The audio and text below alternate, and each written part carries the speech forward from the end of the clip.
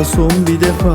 Tek birini sever yüreğimde, beni buldun sen bir daha. Ah yüreğimi al, yüreğini ver, yüreğine gel son bir defa. Tek birini sever yüreğimde, beni buldun sen bir daha. Gidelim buradan, gidelim gidelim.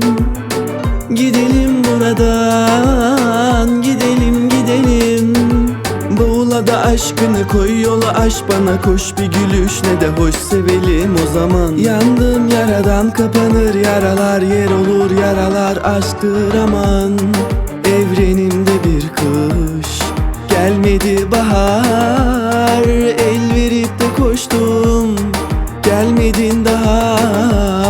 Ezberimde yokluğun, varlığın bahanem. Ben sevip de sonsuza dek beklerim bir tanem. Bir gözyaşı bir mutluluk uzunda ama geçti sürem. Yazın sonbaharı, kışın ilkbaharı, ararım arıyorum dört sürem. Sen dünyamın dört bir köşesi, sen gönlümün sana endişesi. Sen bir ay bana, sen bir güneşim, sen bir gül ben bin neşeli.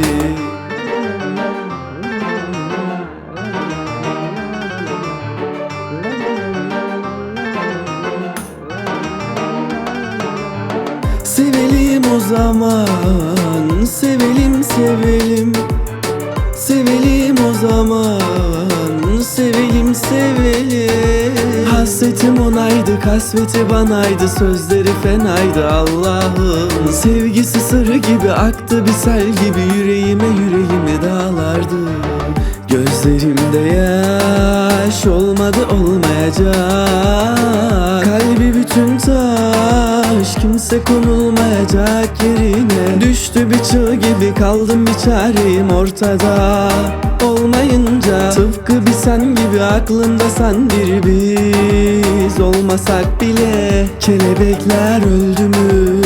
Kelebek kadar ömrü var aşkının, yine beklerim ömrünü.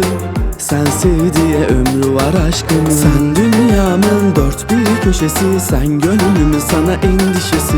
Sen bir ay bana, sen bir güneşim, sen bir gül ben bin neşeli. Sen dünyamın dört bir köşesi, sen gönlümün sana endişesi.